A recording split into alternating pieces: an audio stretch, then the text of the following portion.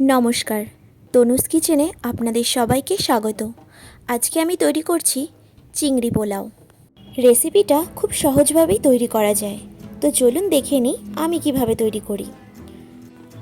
চিংড়ি পোলাও বানানোর জন্য আমি নিয়ে নিচ্ছি ঘি, লবণ,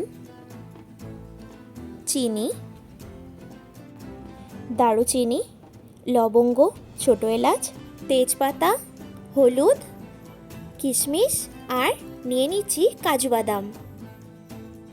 500 গ্রাম গোবিন্দভোগ চাল নিয়ে নিয়েছি। চালগুলোকে ভালো করে ধুয়ে নেব। গোবিন্দভোগ চাল ভিজিয়ে রাখার কোনো প্রয়োজন নেই। চালগুলোকে ভালো করে ধুয়ে নিয়েছি। একটা থালার উপরে টিস্যু পেপারগুলো বিছিয়ে নেব।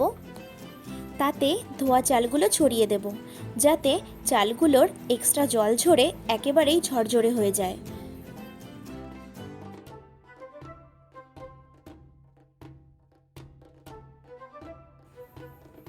চালটা ঝরঝরে হয়ে গেলে আমি দিয়ে দিচ্ছি 2 চামচ মতো ঘি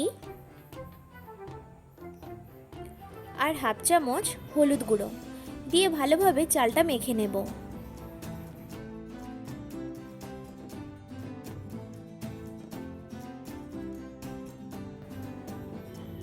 এখানে আমি 600 গ্রাম মতো চিংড়ি মাছ নিয়ে নিয়েছি।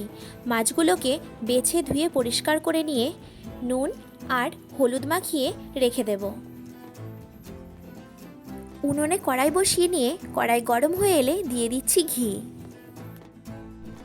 মাছগুলোকে ভেজে নেব। চিংড়ি মাছ খুব একটা বেশি ভাজার প্রয়োজন হয় না। মাছগুলো বেশি ভাজা হয়ে গেলে শক্ত হয়ে যায় আর খেতে ভালো লাগে না।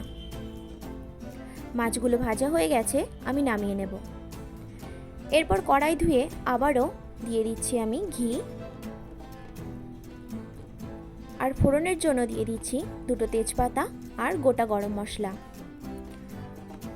গরম মশলা থেকে সুন্দর গন্ধ ছড়ালে দিয়ে দিচ্ছি আমি কাজু কিশমিশ।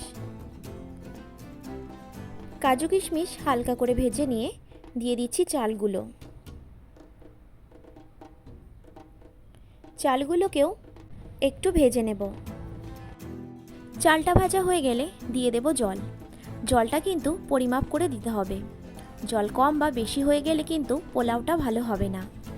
আমি এখানে যা চাল নিয়েছি তার ডবল জল দিয়েছি। বুঝিয়ে বলতে গেলে 1 কাপ চাল নিলে 2 কাপ জল দিতে হবে। এরপর দিয়ে দিচ্ছি চিংড়ি মাছগুলো।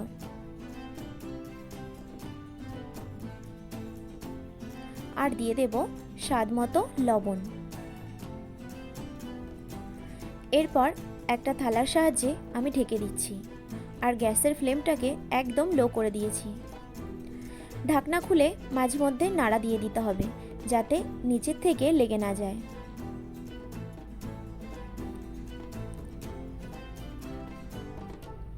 আমি 2 থেকে 3 বার ঢাকনা খুলে নাড়া দিয়ে দিয়েছিলাম।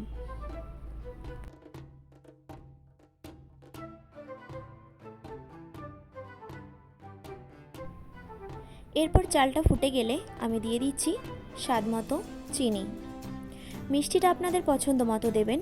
যদি বেশি মিষ্টি পছন্দ করেন তো একটু বেশি দিয়ে দেবেন, আর যদি কম মিষ্টি পছন্দ করেন তবে একটু কম দিয়ে দেবেন। এরপর ভালো করে নাড়া দিয়ে গ্যাসের ফ্লেম বন্ধ করে ঢেকে রেখে দিয়েছিলাম। পোলাওটা নামানোর আগে একটুখানি গরম মশলার গুঁড়ো দিয়ে দিতে পারেন। আমার ফ্লেভারটা পছন্দ হয় না বলে আমি দিইনি। দেখুন কতটা সুন্দর ঝরঝরে পোলাও তৈরি হয়ে গেছে।